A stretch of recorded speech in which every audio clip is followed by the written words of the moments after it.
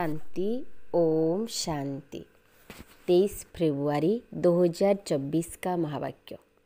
बाबा ने बोले, मीठे बच्चे अपना चार्ट रखो तो पता लगे कि हम आगे बढ़ रहे हैं या पीछे हट रहे हैं। देह अभिमान पीछे हटाता है। देही अभिमानी स्थिति आगे बढ़ाती है। प्रश्न है, सतयुग के आदि में आने वाली आत्मा और देरी से आने वाली आत्मा में मुख्य अंतर क्या होगा?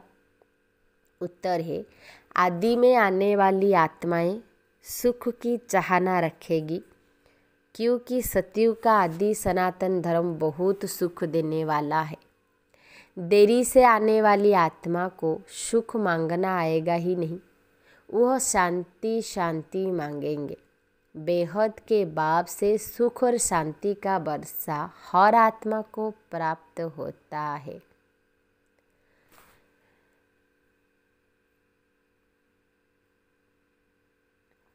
अच्छा, ओम शांति।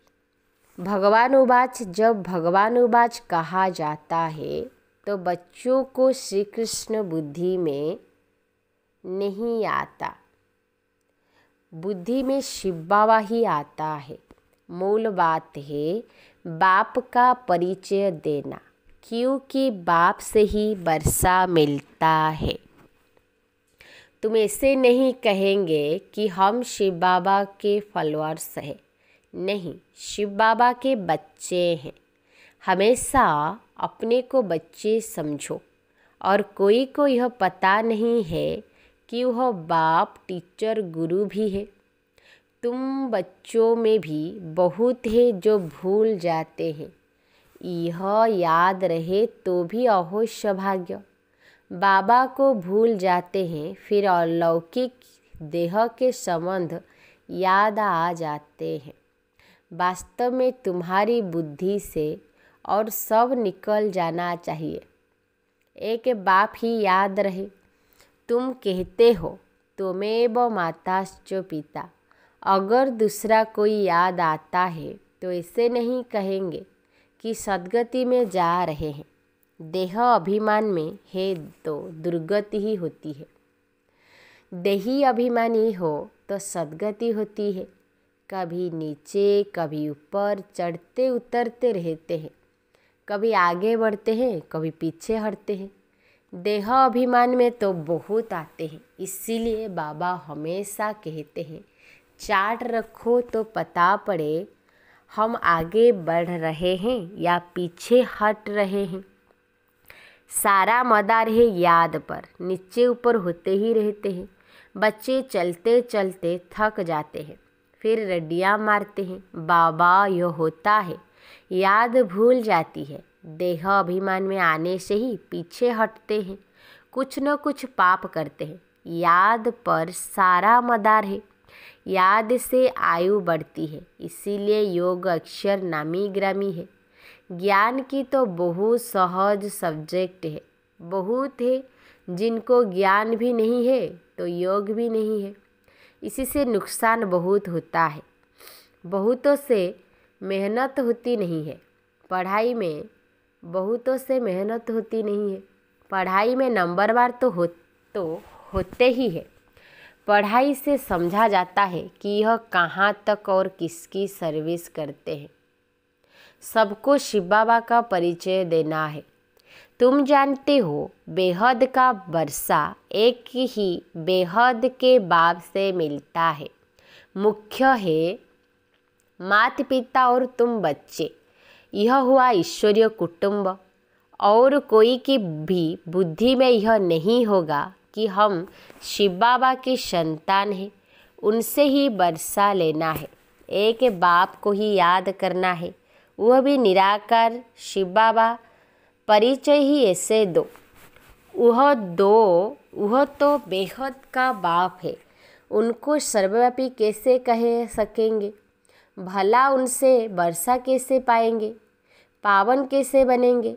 बन ही नहीं सकेंगे। बाप घड़ी घड़ी कहते हैं, मन मना भव, मुझे याद करो।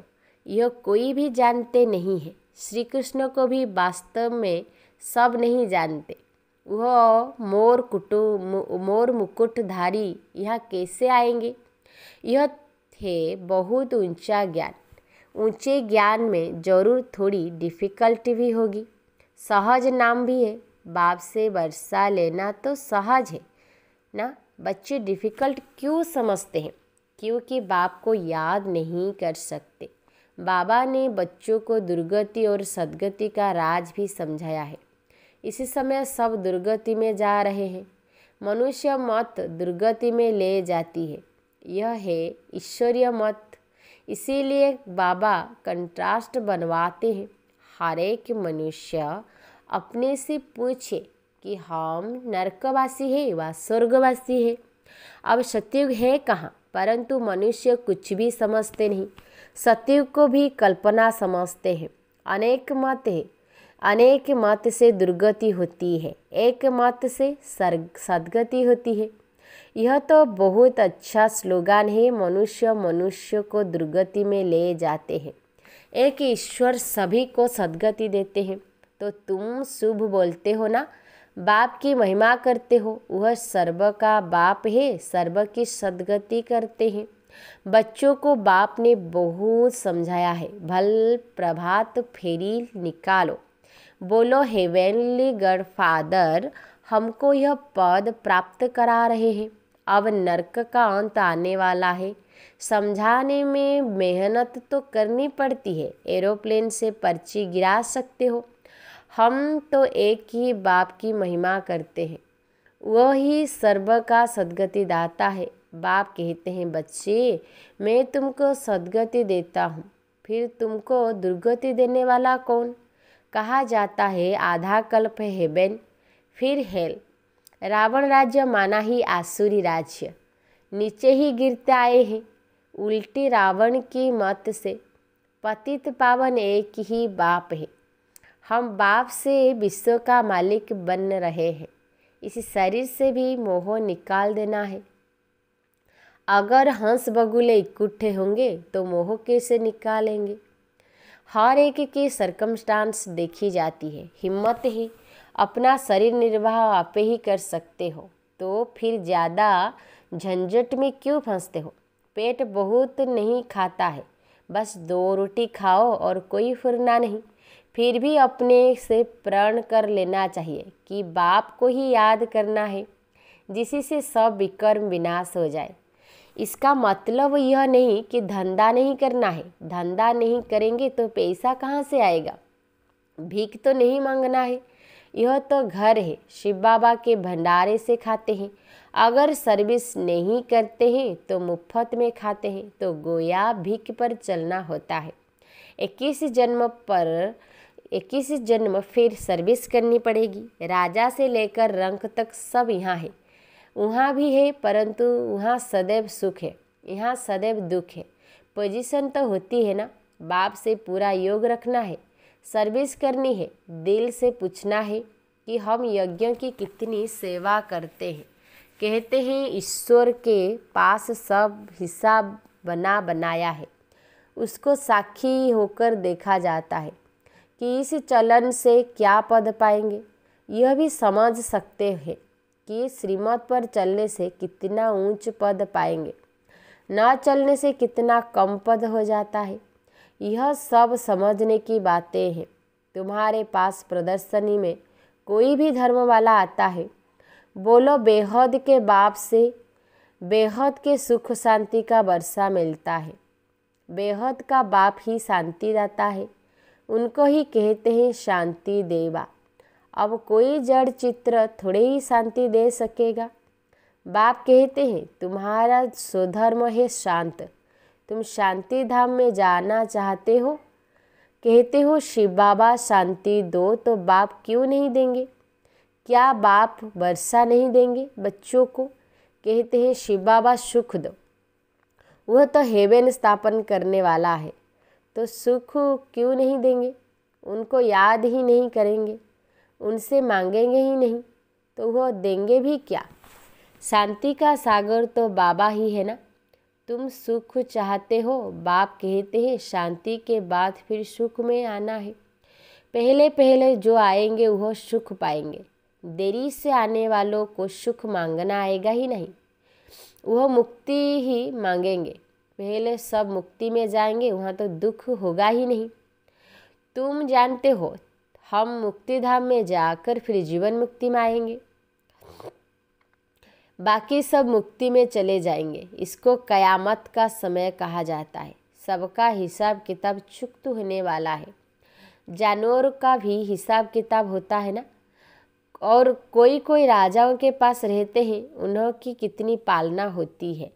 रेस के घोड़ों की कितनी संभाल होती है, क्योंकि घोड़े तीखे होंगे तो कमाई अच्छी होगी, धनी जरूर प्यार करेंगे। यह भी ड्रामा में नूंद है, वहाँ यह होते ही नहीं। यह रेस आदि बाद में शुरू हुई है। यह सारा बना बनाया खेल है। सृष्टि के आदि मध्य अंत को भी अब तुम जान गए हो। आदि में बहुत थोड़े मनुष्य होंगे। हम विश्व पर राज्य करते रहेंगे। हर एक समझ सकते हैं कि हम बन सकते हैं, वह नहीं, हम बहुतों का कल्याण करते हैं। इसमें मेहनत करनी पड़े, जबकि बाप मिला है। दुनिया वाले तो आपस में लड़ते झगड़ते रहते हैं, विनाश के लिए क्या क्या बनाते रहते हैं। ऐसे ऐसे बम्स बनाते हैं जिससे आग लग जाए। भंवरों को आग कोई कम थोड़े ही लगेगी, बुझाने वाला कोई रहेगा नहीं। ढेर बम बनाते रहते हैं, उसमें गैस पॉइजन आदि डालते हैं, जो हवा चलने से ही सब खत्म हो जाएंगे। मौत तो सामने खड़ा है, इसीलिए बाप कहते हैं सामने खड़ा है, इसीलिए बाप कहते हैं वर्षा लेना हो तो लो, मेहनत करो, टू मच धंधे आदि में मत जाओ। कितना चिंतन रखना पड़ता है। बाबा ने इनको तो छुड़ा दिया। अब यह छीछी दुनिया है। तुम बच्चों को बाप को याद करना है, जो तुम्हारे विक्रम विनाश हो जाए, और बाप से वर्षा ले लेवे, बहुत प्यार से याद करना है। लक्ष्मी नारायण का चित्र देखने से ही दिल खुश हो जाता है। यह हमारा एम ऑब्जेक्ट है। भल पूजा करते थे, परंतु यह मालूम थोड़े ही था कि हम यह बन सकते हैं। कल पुजारी थे, आज पूज्य बन रहे हैं। बाबा आया तो पूजा छोड़ दी। बाप ने विनाश और स्थापना का साक्षात्कार कराया ना। हम विश्व के मालिक बनते हैं, यह तो सब खत्म होना है। फिर हम क्यों न बाप को याद करें। अंदर में एक की ही महिमा गाते रहते हैं। बाबा आप कितने मीठे हो। तुम जानते हो हम सब आत्माओं का बाप वो एक ही है, उनसे ही वर्षा मिलता है। हम भक्ति मार्ग में उनको याद करते थे। वह परमधाम में रहने वाला है, इसलिए तो उनका चित्र भी है। अगर आया न हो तो चित्र क्यों होता। शिव जयंती भी मनाते हैं, उनको कहा ही जाता है परम पिता परमात्मा। बाकी तो सबको मनुष्य या देवता कहा जाता है। सबसे पहले आदि सनातन देवी देवता धर्म था, पीछे और धर्म हुए हैं। तो ऐसे बाप को कितना प्यार से याद करना चाहिए। भक्ति मार्ग में तो बहुत रड्डियाँ मारते हैं, अर्थ कुछ भी नहीं जानते। जो आया महिमा करते रहते हैं। अनेक स्मृतियाँ हैं, बाप की स्मृति क्या करेंगे। तुम ही कृष्ण हो, तुम ही व्यास हो, तुम ही फलाना हो। यह तो ग्लानि हुई। बाप का कितना अपकार करते हैं। बाप कहते ड्रामा अनुसार यह सब मेरा अपकार करते हैं, फिर मैं आकर सर्व का उपकार, सर्व की सद्गति करता हूँ। मैं आया ही हूँ नई दुनिया स्थापन करने। यही हार जीत का खेल है। 5000 वर्ष का बना बनाया ड्रामा है, इसमें जरा भी फर्क नहीं हो सकता। यह ड्रामा का राज बाप बिगर कोई समझा न सके। मनुष्य मत तो अनेक निकलती रहती है, देवता मत तो मिलती ही नहीं। बाकी है मनुष्य मत, हर एक अपना अक्ल निकालते रहते हैं। अब तुमको और कोई को भी याद नहीं करना है। आत्मा सिर्फ अपने बाप को याद करती है रहे। मेहनत करनी है, जैसे भक्त भी मेहनत करते हैं ना, बहुत श्रद्धा से भक्ति करते हैं। जैसे वह भक्ति है तुम्हारी, फिर है ज्ञान की मेहनत। भक्ति में कम मेहनत करते हैं क्या? गुरु लोग कहते रोज 100 माला फेरो, फिर कोठरी में बैठ जाते हैं। माला फेरते फेरते घंटा लग जाता, बहुत करके राम राम की धुनी लगाते हैं। यहाँ तो तुमको बाप की याद में रहना है, बहुत प्यार से याद करना है। कितना मीठे से मीठा बाबा है, सिर्फ कहते हैं मुझे याद करो और दैवी गुण धारण करो।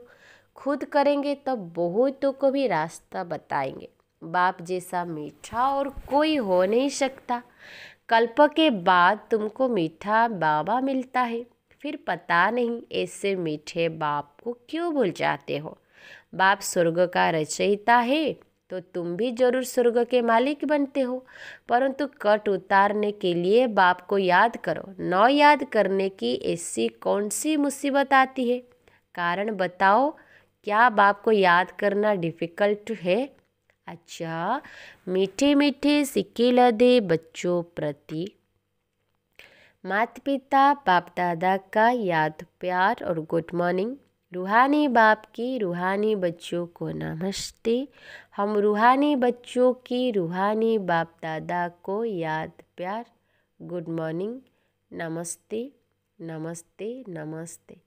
धारणा के लिए मुख्य सार पॉइंट नंबर 1 है, शरीर निर्वाह अर्थ कर्म जरूर करो, लेकिन टू मच झंझटों में नहीं फंसना है। ऐसा चिंतन धंधे आदि का न हो जो बाप की याद ही भूल जाए।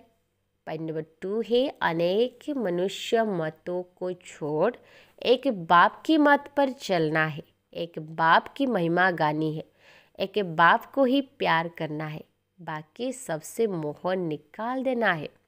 वरदान है, बेहद की वैराग्य वृत्ति द्वारा पुराने संस्कारों के वार से सेफ रहने वाले मास्टर नॉलेजफुल भव।